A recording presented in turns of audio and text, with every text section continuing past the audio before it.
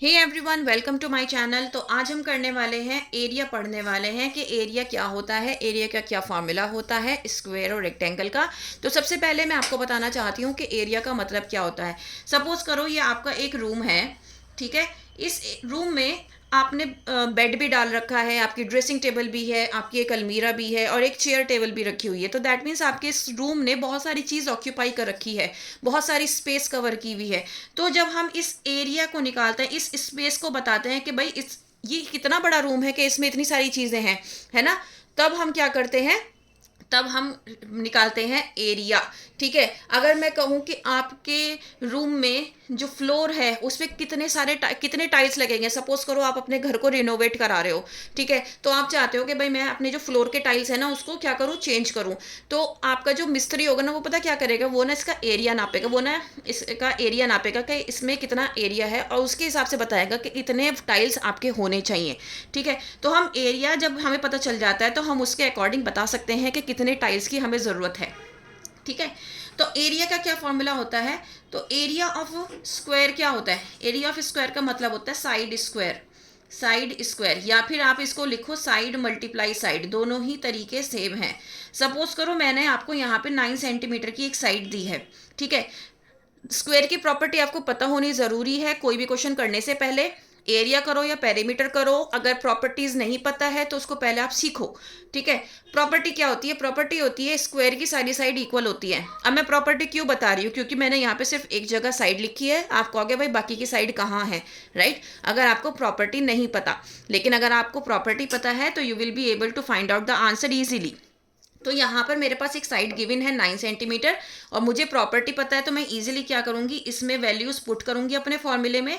ठीक है। 9 9 जा 81। अब देखो यहाँ पे क्या लिखा है, मेरी यूनिट क्या है, सेंटीमीटर। तो मैं इसका सेंटीमीटर नहीं, खाली सेंटीमीटर नहीं लिखूंगी, इसके ऊपर स्क्वायर और लगाऊंगी। क्यों, क्योंकि जो इसकी एरिया की जो यूनिट होती है वो स्क्वायर सेंटीमीटर होती है। या तो आप इसको ऐसे लिखो या फिर आप कैसे लिखोगे, 81 SQ सेंटीमीटर, ऐसे स्क्वायर सेंटीमीटर। या तो आप ऐसे लिखो, एक तो ये मेथड है या फिर ये मेथड है। इन दोनों में से आपको एक मेथड अप्लाई करना पड़ेगा यूनिट्स लिखने के लिए। अब बात कर लेते हैं हम रेक्टेंगल की, ठीक है ना। रेक्टेंगल की बात कर लेते हैं। रेक्टेंगल की क्या प्रॉपर्टी होती है, रेक्टेंगल की प्रॉपर्टी होती है कि जो ऑपोजिट साइड्स होती हैं वो इक्वल होती हैं। सपोज करो ये आपका ए बी सी डी है, तो मैं क्या कहूँगी कि ए बी जो है वो सी डी के इक्वल है। अगर ये तुम्हारी 7 सेंटीमीटर है तो ये भी क्या होगी, 7 सेंटीमीटर होगी। ए डी जो है वो बी सी के इक्वल है। क्यों, क्योंकि ये ऑपोजिट साइड्स जो हैं वो रेक्टेंगल में इक्वल होती हैं। अगर ये 6 सेंटीमीटर है तो ये भी 6 सेंटीमीटर होगा। ठीक है। अब एरिया का मतलब सेम है, जो इंटरनली इसमें एरिया कितना कवर किया है उसको हम क्या कहते हैं, एरिया कहते हैं। जो स्पेस ऑक्यूपाई की गई है वो एरिया कहलाता है। ठीक है। तो एरिया ऑफ रेक्टेंगल क्या होता है, एरिया ऑफ रेक्टेंगल होता है L/B, length multiply breath. Length अगर आपकी 7 है, ब्रेथ आपकी 6 है, तो 7 6 जा 42। मैंने यहाँ पर सेंटीमीटर यूनिट लिखी थी, तो यहाँ पर हमें एरिया में सेंटीमीटर स्क्वायर यूनिट क्या होती है, स्क्वायर में हो जाती है। या फिर आप इसको ऐसे लिखो 42 स्क्वायर सेंटीमीटर। कोई भी एक मेथड आपको यूज़ करना पड़ेगा। ठीक है। अगर आप यूनिट नहीं लिखते हो तो यूनिट नहीं लिखने पर आपके मार्क्स कटते हैं, ये आपको पता होना चाहिए। ठीक है। यूनिट्स आर रियली इंपॉर्टेंट, चाहे आप पेरीमीटर करो चाहे आप एरिया करो। अगर आपने पेरीमीटर में स्क्वायर लगा दिया और एरिया में स्क्वायर नहीं लगाए यूनिट पे, तो भी आपका मार्क्स कटेंगे।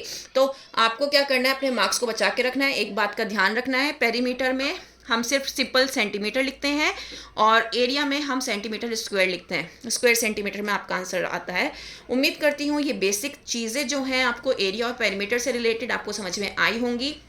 Please like, share and subscribe for more videos like this. Thank you so much.